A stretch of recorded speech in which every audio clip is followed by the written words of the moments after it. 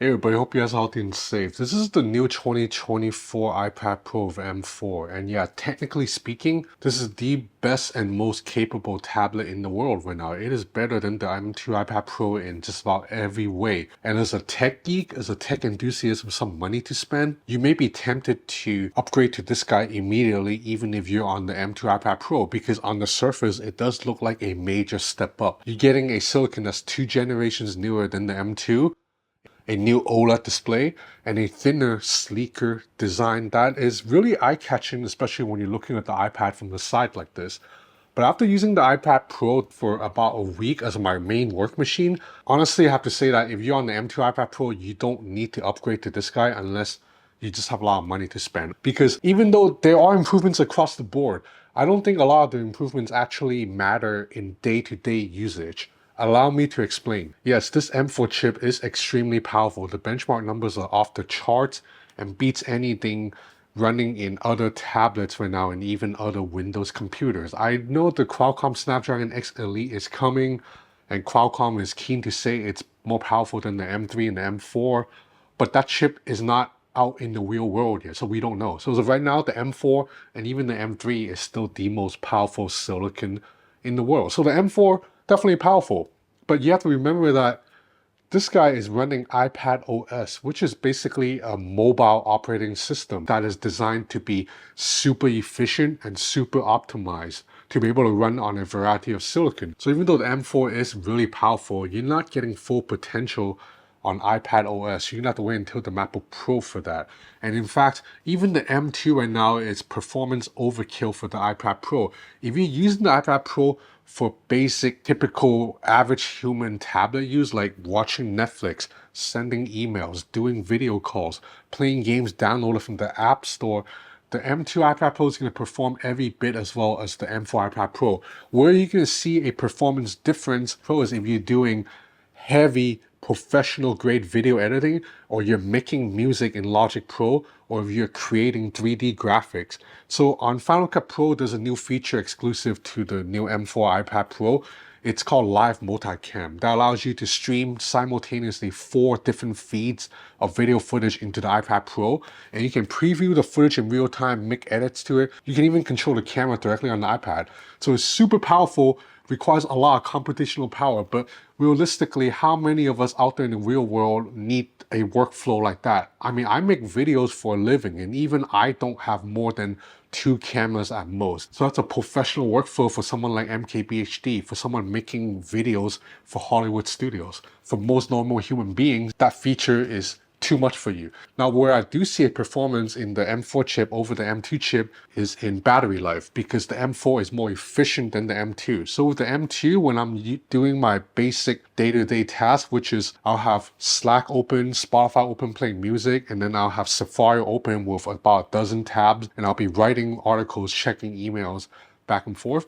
On the older M2 iPad Pro, it drains about 10% of battery per hour. With this guy, it's like twice as good. Battery only drains about 4 to 5% per hour. So to charge the iPad, I've been using either one of these guys from today's video sponsor, Sarge. So these are very affordable, very lightweight portable battery packs. This is the Sarge Flow Mini, 5,000 milliamp battery in a super petite size, 100 grams in weight. You have 2 USB-C ports. One of these is in the cable, and it has a clever design that when it's not in use, you can just tuck it in and it becomes like a lanyard. And this second USB-C port, it's actually interchangeable. You can take it out and plug in a lightning port, and the lightning port is actually included with the package, so you can charge 2 devices at the same time with such a small package. I bring this with me everywhere I go, and you have a button here to show battery capacity. If you need a little bit more juice, then you can go for the bigger brother. This is the Sarge Flow. You have a LED light strip here that shows you how much power you have left. 2 ports, USB-C, USB-A, so it can also charge 2 devices at the same time. This is a 10,000 milliamp-hour cell and still a very portable package that weighs 200 grams. So with both of these guys, you have the option to get a little bit more power or a little bit more portability, and they're super affordable. $20, $30 right now on Amazon. If you're interested in either one of these guys, I'll have a link in the description below. Now, the second benefit of the M4 iPad Pro is it has a sleeker design. This guy is indeed very impressively thin. It measures only 5.1 millimeters in thickness, and it weighs a little bit under 1 pound, so 0.98 pounds. And when you pick up the iPad and you hold it like this, it does look very impressive. But the iPad Pro, at least the 13-inch model, is increasingly meant to be used as a desk-bound computer. It's not really a tablet that you hold in your hand. Like, you're not using the iPad Pro like this all night. Chances are you're using this iPad Pro attached to a keyboard on top of a table. And in that scenario, that extra thinness and the lighter weight really doesn't matter, right? The third improvement is the OLED panel. Now, this is indeed the best screen on a portable device right now. This is using Apple's tandem OLED technology. Essentially what they did is they're using 2 layers of OLED panels to achieve a higher maximum brightness. So this screen can keep a sustained 1000 nits of brightness. And if you're watching HDR content, it can bump up to 1600 nits. That's much higher than the Galaxy Tab S9 Ultra, which maxes out at 960 nits. So this OLED panel is absolutely beautiful, but again, the M2 iPad's screen is no slouch. That is not some mediocre LCD panel, like in the iPhone SE. That's a mini LED screen that is still, not quite at the level of the OLED, but only a little bit below it. So when I put the M4 iPad Pro side by side with the M2 iPad Pro, and I'm just looking at websites, photos, and basic content, I was actually surprised to see the 2 screens look really similar. The only time I'm seeing the OLED screen's superiority over the mini LED screen is when I'm watching content specifically designed for OLED panels. Content with a lot of black background, you will see the OLED panel is producing deeper blacks than the mini LED. But that mini LED screen on the iPad Pro is not bad at all. So this is an A+ panel. But the M2 iPad Pro screen is still like an A- panel. Now, this iPad Pro did also get a price bump because it now starts at $999 for the smaller 11-inch model, and this 13-inch model starts at $1299. That's for 256 gigs of storage, and it's just the tablet. If you add on the new Apple Pencil Pro, which I'll talk about in a bit, and also the new redesigned Magic Keyboard, and if you bump the storage up, then you're looking at something that will run you like $1,700 maybe. This setup I have here, which is the maxed out version with 2 terabytes of storage and a nano texture glass that gives it an anti-glare matte coating, which is awesome by the way. So this whole setup here costs $3,000. So it's not cheap, but this guy can basically be a computer replacement. I know a lot of people still push back at the idea of an iPad Pro being a computer replacement, but I actually used the M2 iPad Pro to replace my computer for a couple of weeks and I had no issues. And right now I am on a work trip and I've been using entirely the iPad Pro for the past week. I wrote several articles on this, I edited photos, and I edited 1 YouTube video on it so far, and I'm probably going to edit this video you're watching on the iPad Pro 2 without any issues, because iPad OS I think is increasingly becoming very capable. Multitasking is excellent on this guy. You can run apps in split screen mode, or you can go into Stage Manager, which then allows you to run apps in resizable floating windows. And then if you plug in an external display, or like me, I plug in a pair of AR glasses, I can actually get a second screen on my iPad Pro that's wider, and I can open 2 apps side by side and it looks spacious enough, like it's not too cramped. And to do all the work, you'll be using this new Magic Keyboard. It's expensive. This guy, $350, but this is the best tablet keyboard on the market right now. The keys are evenly spaced. You get 1 millimeter of travel, and the trackpad is larger than before. And this trackpad is the best in the business. It might just be me, but when I use a Windows laptop, when I use the trackpad, a lot of times when I'm just moving my finger, I will actually trigger tap to click when I'm not trying to click on that thing. I never have that issue here. Now that you have a bigger trackpad, this experience feels just like using a MacBook. And oh yeah, this new keyboard also has an aluminum base,